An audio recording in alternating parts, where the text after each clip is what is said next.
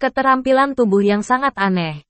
Ketiga Xiaoyan dengan hati-hati berjalan di jalan gunung yang berkelok-kelok. Setelah penyergapan dengan Danbingyan, Danding, dan bayangan jiwa, kecepatan gerakan batin Xiaoyan tertinggal dari banyak kaisar yang bertarung yang datang bersama. Ketika mereka berjalan turun, mereka melihat beberapa orang. Dan kadang-kadang, beberapa kaisar pertempuran individu melihat bulan sabit menandai darah Yin Hongru di dahi ketiga pria Xiaoyan. Tetapi mereka takut untuk menghindarinya. Di mana mereka bisa bangkit untuk menghentikan pembunuhan? Ketiga pria itu berjalan melalui beberapa jalan pegunungan tanpa insiden. Setelah mengalami pertempuran berdarah, mereka agak tidak nyaman dengan kesunyian yang menyedihkan ini. Jika aku tidak selalu berpikir bahwa bayangan jiwa sialan itu mengawasi dari belakang, aku ingin bersantai. Semakin terlihat baik-baik saja, semakin tinggi kemurnian hati. Jarang jalan gunung ini sepi. Tapi dan itu terlalu membuat frustrasi. Sulit untuk dipertahankan. Tetapi kamu masih harus bertahan. Itu benar-benar mengganggu. Kekuatan jiwanya yang agak bangga bertemu dengan musuh bebuyutannya. Yang membuat langkah Xiaoyan yang seharusnya cepat membuat mudah tersinggung. Long Yan tidak mengatakan apa-apa. Dia berjalan di belakang Xiaoyan dan Jingduo membawa senjata petir. Kekuatan petir semuanya tertanam di badan senjata. Dan dia bisa melakukan pukulan fatal kapan saja. Ketiganya terus bergerak maju. Tetapi mereka berbicara lebih sedikit dan berjalan diam-diam melintasi mayat dan dimutilasi. Di sebuah reses di jalan pegunungan, ketiganya berhenti dan menyalakan api unggun untuk istirahat sebentar. Saraf yang bersih dan kencang tidak tahan lagi. Dan mengeluh kepada Xiaoyan, sudah lebih dari sebulan. Kamu harus terganggu saat membunuh. Dan berhati-hatilah saat kamu baik-baik saja. Kamu tidak berani tidur nyenyak saat kamu istirahat. Kakek, tali di kepalaku hampir putus. Xiaoyan berjongkok bersandar di tebing jalan pegunungan. Mengutak-atik api unggun di depannya. Menyaksikan Mars terciprat. Dan berkata perlahan. Dengan aku dan naga, kamu bisa istirahat dengan baik. Bagaimana saya bisa tidur? Jing Wuchen berbisik pelan. Ketika saya memejamkan mata, saya selalu merasa tulang belakang saya menggigil. Seolah-olah panah hitam bersiul kapan saja. Berhenti yakinlah. Soul Shadow tidak akan pernah melakukan apapun padamu. Xiaoyan menyipitkan mata dan melihat sekeliling. Jika dia ingin membunuhmu, tidak akan lama lagi dia akan menyerang. Aku tidak mengkhawatirkan diriku sendiri. Aku mengkhawatirkanmu. Jing Wuchen menghela nafas. Lalu berkata, kamu bisa membiarkanku beristirahat dengan tenang. Tapi aku tidak bisa membiarkanmu beristirahat dengan baik. Bahkan untuk sesaat, aku sedikit sedih. Soul Shadow awalnya diarahkan padaku. Ada apa denganmu? Xiaoyan merasakan sedikit lelucon tentang perhatian dalam kata-kata yang bersih. Sayangku, aku juga punya hati nurani. Oke. Jing Wuchen memandang Xiaoyan dengan kesal. Serius, kamu sudah waspada seperti ini, lelah? Bukankah aku lelah? Xiaoyan tersenyum. Soul Shadow juga harus menunggu jawaban ini. Tapi sayangnya, aku tidak lelah sekarang. Jika dia ingin membunuhku, dia hanya bisa menunggu. Apakah kamu benar-benar tidak lelah? Jing Wuchen berlutut dan menatap Xiaoyan dengan sedih. Yang tidak bisa menahan diri untuk meratapi. Kaisar puncak bintang 4 sama. Tetapi dia sudah kelelahan. Tetapi yang lain masih bersemangat. Apakah perbedaannya begitu besar? Jenius tiada taraf benar-benar tidak bisa menggunakan akal sehat untuk mengukurnya. Xiaoyan sepertinya melihat ke dalam hati Jing, dan menggelengkan kepalanya sambil tersenyum. Jing Qin berpikir sejenak dan melanjutkan dengan berkata, tapi itu akan menunda perjalanan. Meskipun kontras antara siang dan malam tidak terlalu bagus di sini, akan selalu lebih gelap di malam hari, yang berdampak besar pada penglihatan. Kami selalu harus malam, pelan-pelan. Kalau begini terus, kapan masuk ke dalam? Lambat juga memiliki keuntungan menjadi lebih lambat. Kita dapat mencurahkan lebih banyak energi untuk melindungi dari serangan diam-diam dari bayangan jiwa. Xiaoyan mengeluarkan daun dan memesan satu, dan menyesap dari Amerika Serikat dan Amerika. Juga, untuk sementara kita bisa menghindari para kaisar yang bertarung seperti orang gila juga bagus. Bukankah kamu mengatakan bahwa pertempuran dapat mempertajam kemampuan seseorang? Mengapa menghindarinya? Jing Duan melirik Xiao Yan dengan ragu. Dan juga memesan daun keriting. Dan bahkan menyesapnya sedikit untuk menghilangkan rasa gugup. Saya menemukan bahwa bermain melawan para jenius tak tertandingi itu dapat lebih merangsang potensi saya. Xiao Yan tiba-tiba merendahkan suaranya setelah mengeluarkan beberapa cincin asap. Setelah pertempuran dengan Dan Bingqian, saya memiliki kekuatan baru pada jiwa. Perasaan. Jauh lebih dekat ke alam yang ingin saya capai. Saya kira, terobosannya sudah dekat. Petik 2. Aku tidak ingin terganggu saat diawasi oleh musuh yang kuat. Ini mungkin mengapa tidak ada ketertarikan pada biji wijen saat memetik semangka. Xiao Yan menambahkan kata lain. Memblokir apa yang ingin ditanyakan Jingdas. Buka mulutmu. Jing Wuchen harus tiba-tiba menekan rasa ingin tahu ingin meminta kekuatan jiwa Xiao Yan. Tapi setelah beberapa saat, dia tidak bisa menahan diri untuk mengobrol dengan Xiao Yan. Lalu mengapa kamu ringan api unggun? Apa kau takut kedinginan? Aku memberitahu Sol Shadow untuk menghentikanku di sini. Xiao Yan masih tampak acuh tak acuh. Dia tidak akan membiarkan saya beristirahat. Saya juga tidak akan membiarkan dia beristirahat. Saya yakin dia tidak akan pernah melewatkan pengamatan kita ini kemungkinan besar. Dia akan fokus pada kita. Petik 2. Maksudmu, biarkan dia melihat kita? Qin berkeringat dari dahinya yang bersih. Kamu mempertaruhkan nyawamu sendiri. Aku yakin dia sudah cukup melihat pertempuran siang hari kita. Xiao Yan mengatupkan bibirnya rapat-rapat. Aku akan memberinya kesempatan untuk mengamati kita dengan cermat di malam hari. Dan aku berharap membuatnya merasa lebih. Jika kau yakin, dia akan keluar lebih cepat. Saudaraku, bisakah kamu dianggap sebagai seniman yang berani? Mata bersih berdebu itu selebar mata banteng. Aku juga dipaksa melakukannya dengan baik. Xiao Yan tersenyum pahit. Melihat malam yang bingung. Alisnya menjadi semakin sempit. Ketiganya terus bergegas. Bulan darah di langit masih aneh. Dan pembunuhan di jalan gunung berangsur-angsur meningkat. Tetapi bayangan hantu sepertinya tidak pernah hilang. Dan tidak pernah muncul lagi. Kakak Xiao. Apakah menurutmu mungkin bayangan jiwa telah pergi tanpa bantuan? Pisau terbang itu berkedip-kedip di udara. Melewati tenggorokan beberapa kaisar yang baru saja bertemu. Dan berbalik dengan bersih dan bertanya pada Xiao Yan. Seseorang yang mudah menyerah tidak akan pernah menjadi seorang jenius yang tiada taranya. Mata Xiao Yan tertuju pada beberapa kaisar yang bertarung yang telah melewati tenggorokan mereka dengan pisau terbang dan belum mati. Melihat wajah-wajah bengkok, iritabilitas di hatinya sedikit lebih tebal. Dan kilatan darah merah dari waktu ke waktu di matanya. Lampu. Xiao Yan dengan cepat menekan pengaruh Blood Moon di jantung dengan kekuatan jiwa. Menarik napas dalam-dalam beberapa kali di angin pegunungan yang kering. Dan kemudian menjadi tenang. Mungkin, Sol Shadow harus menunggu sampai saya kesal. Sampai suasana hati saya rusak. Dan ketika saya kelelahan, saya akan dibunuh dengan satu pukulan. Bahkan jika saya tidak dapat membunuh, itu akan meninggalkan sakit hati untuk kultivasi masa depan saya. Ini orang itu benar-benar licik. Betapa pintarnya Xiao Yan.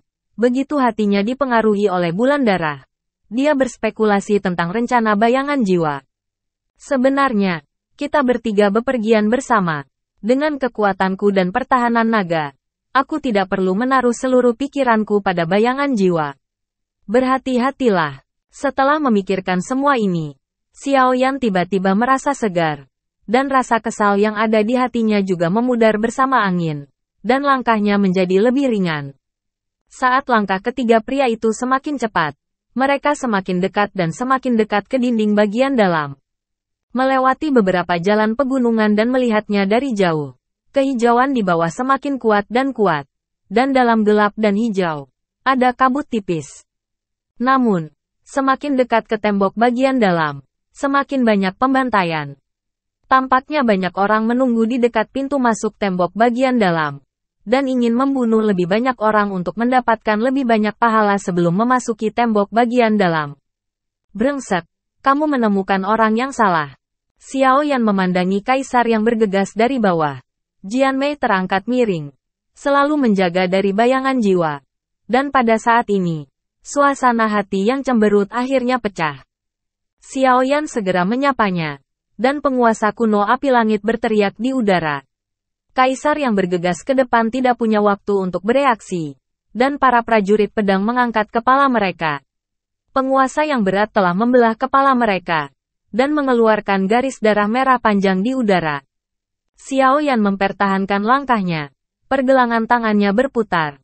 Dan penguasa kuno Tianhuo melambai lagi. Kaisar di belakang banyak melambai dengan suara bang.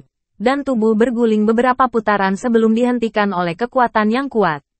Kemudian, darah tumpah dari mulut mereka. Dan vitalitas di mata yang tidak rela berlalu dengan cepat. Hanya dalam satu putaran.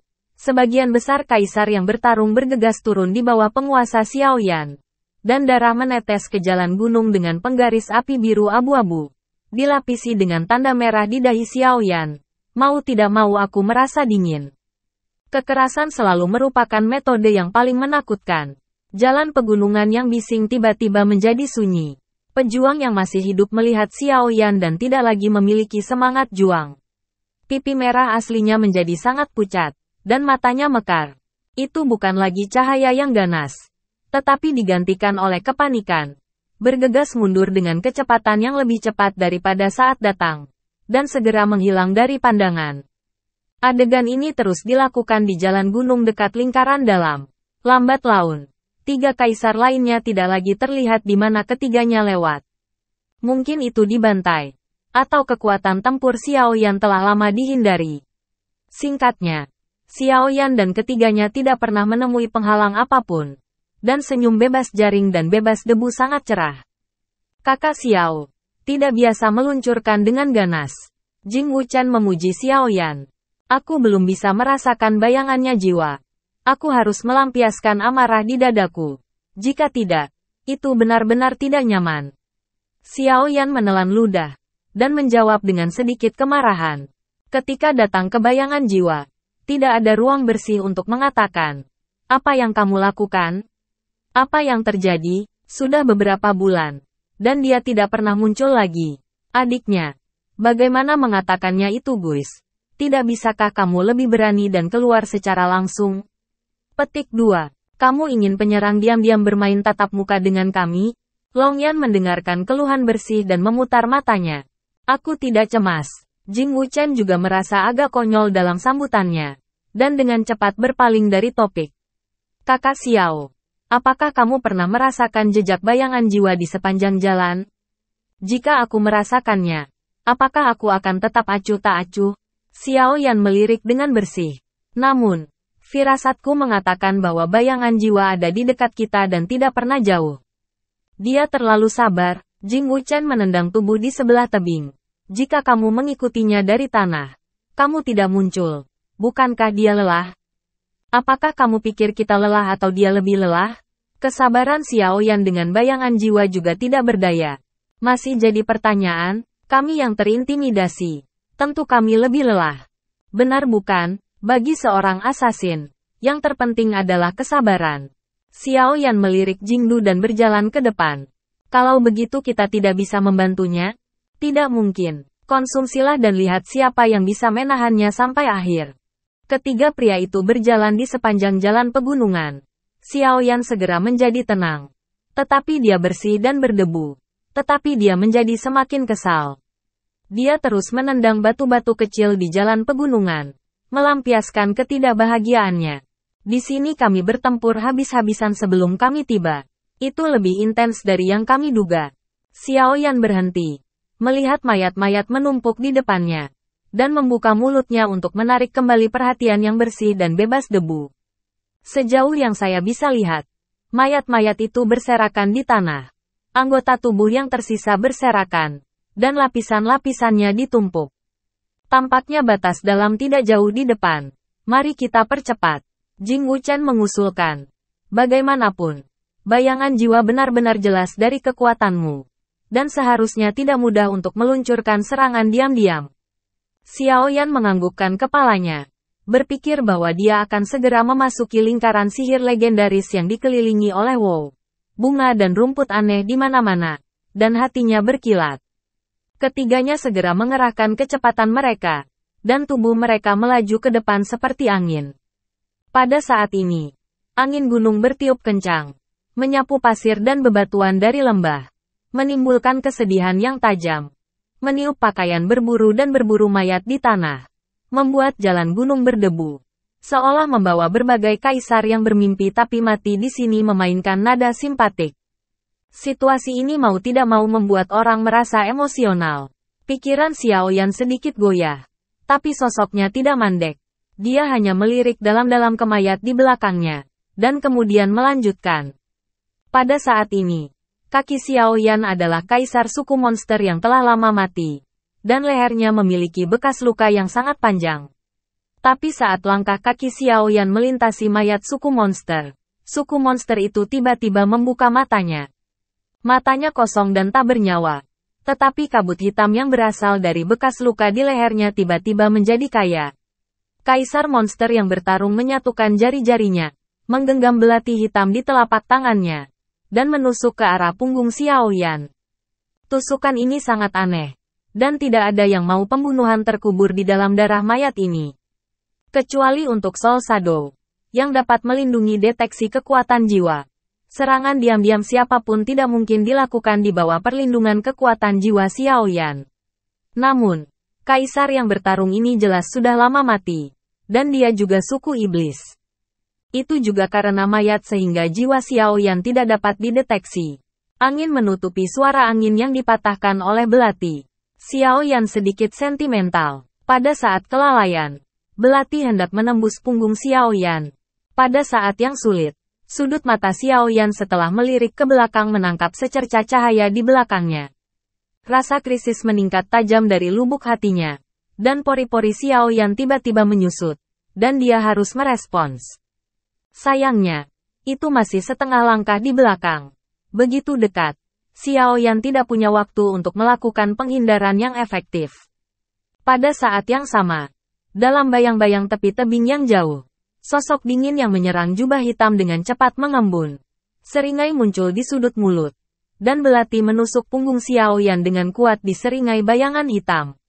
Pada Xiao Yan, sampai jumpa kali ini. Tapi seringai sosok dingin dan dingin itu segera mengeras dalam suara benturan logam. Dalam tatapan sosok dingin itu, punggung Xiao Yan perlahan membuka sepasang sayap tulang. Dan belati tertancap di sayap tulang. Hanya menyisakan tanda putih samar di sayap tulang. Xiao Yan tiba-tiba menoleh ke belakang di bawah pengaruh pembunuhan belati. Dan niat membunuh di mata gelap tiba-tiba melejit. Api kemarahan membakar hati Xiao Yan. Dia tiba-tiba mengumpulkan semangat juangnya di bawah kakinya. Dan menendang 3 kaki dalam sepersekian detik. Menendang tubuh suku monster berkeping-keping. Sampai saat itu, Jing Wuchen dan Long Yan menemukan kesalahannya. Dan matanya yang heran tertuju pada tunggul kaisar iblis yang memegang belati. Tunggulnya patah. Tidak ada darah yang keluar. Dan hanya sutra hitam yang berserakan di udara. Ini pasti orang yang sudah lama mati. Dan tidak mungkin dia menyerang jiwa. Satu-satunya penjelasan adalah dia dikendalikan oleh seseorang yang bisa mengendalikan metode rahasia mayat. Hati Xiao Yan berkedip. Matanya dengan cepat berkedip di sekitar jalan gunung. Dan dia jatuh pada bayangan dingin di kejauhan. Menghadapi tatapan Xiao Yan, sosok dingin itu sedikit mengangkat tangan kanannya. Dan seberkas cahaya hitam keluar dari jubah lengan seperti kilat. Membuat suara siulan yang keras, langsung menyerang Xiao Yan. Begitu cahaya hitam meninggalkan tangannya, langkah kaki sosok bayangan itu menghantam bebatuan tebing. Sosok itu terpental ke belakang. Dan melompat dengan cepat ke tebing-tebing. Anda lagi, dari panah familiar yang samar-samar terungkap dalam cahaya hitam. Xiao Yan langsung mengenali bahwa sosok bayangan itu adalah bayangan jiwa. Sayangnya, kekuatan panah racun hitam membuat Xiao Yan tak terelakkan. Xiao Yan dengan cepat berbalik dan mengelak. Dan panah racun hitam ditembakkan beberapa sentimeter dari pipi Xiao Yan. Menghindari serangan diam-diam dari Soul Shadow.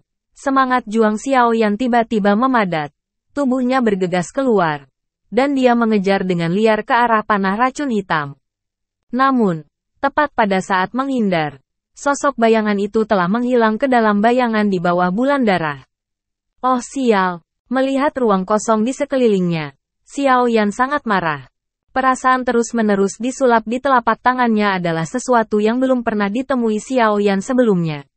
Xiao Yan semakin marah, dan niat membunuhnya yang tajam berfluktuasi di sekelilingnya.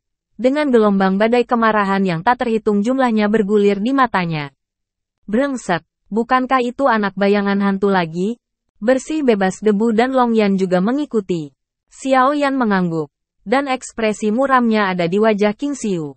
Ya benar-benar angker, aneh dan ganas setiap saat. Jing Wuchen memikirkan adegan mendebarkan barusan, dan keringat dingin berhembus dari punggungnya. Jika target bayangan jiwa adalah dirinya sendiri, dia percaya bahwa dia sekarang adalah mayat tanpa ketegangan. Wajah Long Yan menjadi dingin, dan suara gemuruh terdengar seperti petir di jalan gunung. Bayangan jiwa itu mengerikan. Kamu mengecilkan kepala kura-kura. Ada semacam kamu mengeluarkanku dari Tuan Kecil. Dan Tuan Kecil akan membunuh Anda dengan tembakan. Suara minum naga yang ganas berosilasi di lembah di bawah peningkatan kekuatan guntur dan kilat. Membuat lembah itu berdebu. Dalam bayangan di bawah batu sedikit lebih jauh di jalan pegunungan, Soul Shadow benar-benar mendengarkan dirinya diteriaki dengan nama seorang anak yang tampaknya belum dewasa. Wajahnya tidak bisa membantu tetapi berkedut dan perlahan-lahan menjadi tenang. Hanya sepotong kecil telapak tangan di tangannya. Batu itu telah pecah menjadi debu. Long Yan, bayangan jiwa itu tidak pernah bisa dimarahi. Mata Xiao Yan sedikit menyipit, melihat sekeliling sangat rumit, dan dia menoleh untuk meminta kebersihan. Tidak berdebu. Apakah kamu pernah mendengar tentang keterampilan bertarung yang mengendalikan mayat? Tanda tanya. Petik 2. Wajah bersih Jing membeku sedikit. Lalu dengan cepat mencari dalam benaknya apa yang dia lihat dan dengar. Dan kemudian mengangguk perlahan setelah beberapa saat. Dengan senyum pahit di bibirnya. Aku memang mendengarnya. Tapi kupikir itu mengkhawatirkan. Aku mendengarnya. Tidak berharap bahwa memang ada keterampilan bertarung seperti itu di dunia. Petik 2. Ceritakan padaku ceritanya. Wajah Xiao Yan dan Long Yan sedikit berubah. Menatap Jingdu. Ketika saya berkeliling, saya mendengar seorang kaisar tua mengatakan teknik bertarung seperti itu. Jing Wuchen terperangkap dalam ingatan, dan napasnya sedikit cepat. Mengolah teknik bertarung ini membutuhkan kerjasama latihan dan teknik bertarung untuk menumbuhkan pencapaian yang luar biasa. Setelah itu, darah jenazah habis. Lalu gas jenazah dituangkan ke dalam jenazah. Dan gas jenazah menggantikan darah. Kemudian 7 trik mayat dapat disegel. Dan mayat dapat dikendalikan dari jarak jauh untuk memberikan pukulan. Pupil mata bersih dan bersih menyusut. Dan melanjutkan. Karena mayat tidak memiliki fluktuasi kehidupan. Serangan diam-diam di medan perang di mana mayat ada di mana-mana sangat efektif. Karena tidak ada yang akan memperhatikan mayat. Jadi, selain mengawasi bayangan jiwa di masa depan, kita masih harus mengawasi mayat di mana-mana. Xiao Yan menarik sudut mulutnya dan bertanya pada Jingjing dengan bersih. Sepertinya itu benar sekarang. Jawab Jingjingdu dengan kaku. Yah, di masa depan. Setiap kali kita melihat mayat, kita akan menghancurkannya. Dan kita tidak akan memberi kesempatan pada jiwa. Suara dengkuran panjang dari Long Yan. Kekuatan guntur dan kilat. Ujung tajam senjata itu bergetar. Seperti petir cian yang tak terhitung jumlahnya. Semua mayat di dekatnya hangus. Dan tiba-tiba, bau mayat yang menjijikkan memenuhi seluruh jalan Duanshan. Tidak perlu terlalu merepotkan. Jing Wuchen teringat kabut hitam tebal di mayat kaisar klan iblis yang dihancurkan oleh Xiao Yan. Saya ingat kaisar tua itu mengatakan bahwa semua mayat dikendalikan dengan metode ini. Ada udara gelap di sekitar Qiqiao dan lukanya. Kita hanya perlu memperhatikan anomali ini. Petik 2. Wah. Ini metode yang bagus. Sepertinya UBM memiliki kemampuan yang bagus. Banyak kecemasan telah dihilangkan. Dada Xiao Yan dengan ringan. Menepuk pundaknya dan memuji. Oh, aku bisa mendapatkan pujianmu dari Brother Xiao. Aku sedikit tersanjung. Jing Duan menjambak rambut berketombe. Dan beberapa berkibar. Memberi Anda sedikit sinar matahari. Anda akan cemerlang. Memberi Anda sedikit hujan. Bukankah Anda banjir? Long Yan tidak terbiasa dengan yang bersih dan bebas debu. Dan berbicara tentang menindak bersih dan bebas debu. Jing Wuchen mencoba untuk melawan Long Yong. Tetapi Xiao Yan mengangkat tangannya untuk menghentikannya. Oke, jangan bersuara. Tempat ini terlalu kosong. Tujuannya terlalu jelas. Dan tidak boleh tinggal untuk waktu yang lama. Waktu yang lama. Kita harus bergegas ke dinding bagian dalam sesegera mungkin untuk melihat apakah kita bisa. Anda tidak dapat menggunakan topografi untuk menggambar bayangan jiwa.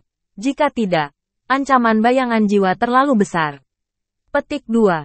Jing Wuchen dan Long Yan mengangguk dalam diam.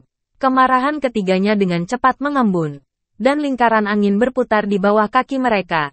Menahan ketiganya dan dengan cepat menuju jalan pegunungan. Dengan pengingat yang bersih dan jelas. Tubuh bengkok yang ditumpuk di jalan gunung itu tidak terlihat di bawah mata tajam ketiga Xiao Yan. Dan tidak bisa lagi memberikan kesempatan untuk pembunuhan. Ketiganya mengerahkan kecepatan mereka hingga batasnya dan segera berbelok di tikungan terakhir jalan gunung dan melihat ujung jalan gunung. Aku tidak berharap ini menjadi akhir dari perimeter. Xiao Yan berhenti dan menatap ke depan. Dengan setrum di matanya. Seperti yang Anda lihat. Seluruh jalan di jalan pegunungan tiba-tiba terputus. Tidak ada cara untuk pergi. Bagian bawah jalan berwarna hijau pekat. Dan kabut terus berjatuhan. Saya tidak melihat apa yang ada di bawah. Kabut berjatuhan. Dan dalam cahaya bulan darah. Samar-samar terlihat. Ada lapisan riak tembus pandang yang menutupi seluruh jalan pegunungan. Itu harus menjadi perisai bagian dalam. Saya tidak berpikir ada penghalang antara sisi dalam dan luar dari ilusi ini. Ini adalah tempat magis. Jing Duchen melihat keluar. Melihat ke bawah untuk waktu yang lama. Dan wajahnya menjadi sedikit jelek. Bagaimana kita bisa turun? Lompat. Apalagi yang bisa kamu lakukan? Pertahanan Long Yan luar biasa. Dia tidak takut pada dunia. Dan dia mengajukan saran untuk membiarkan jaringnya bersih dan berkeringat dingin. Long Yan. Jangan gegabah, kata Xiao Yan. Membelai kepala Long Yan. Tempat yang tidak diketahui. Lebih baik berhati-hati. Berbicara. Xiao Yan mengambil tombak dengan seorang kaisar mati di sebelahnya dan melemparkannya ke bawah. Badan tombak terbuat dari logam dengan kilau redup. Dan ujung senjata terus-menerus dikelilingi oleh beberapa bilah angin energi Qian. Di bawah restu dari semangat juang Xiao Yan. Bilah angin di ujung pistol dengan cepat berputar menjadi pusaran biru dan bersiul. Tapi dengan senjata panjang yang begitu kuat, setelah menembus perisai yang menembus langit di bawah jalan pegunungan, badan senjata itu semakin sulit untuk dimasuki. Lapisan riak transparan itu bergetar sedikit, menyebabkan badan senjata pecah di mata Xiao Yan yang heran. Puing-puing jatuh pada riak, hancur menjadi debu dan disembunyikan ke dalam perisai. Dan tidak ada lagi. Aku percaya. Bahkan senjata yang bagus ini tidak dapat menahannya untuk beberapa kali dan itu akan hancur. Untungnya, aku tidak mendengarkan bocah kentut itu. Jika tidak, nama depan lelaki kecil itu akan terkubur di sini. Petik 2. Ketika dia bersih, dia menepuk dadanya dengan ketakutan. Dan untungnya wajahnya bersinar. Cut, masih terkenal. Apakah kamu pernah terkenal? Long Yan menggelengkan bibirnya pada Jing sampai bersih dan menoleh untuk melihat Xiao Yan. Apa yang harus kita lakukan?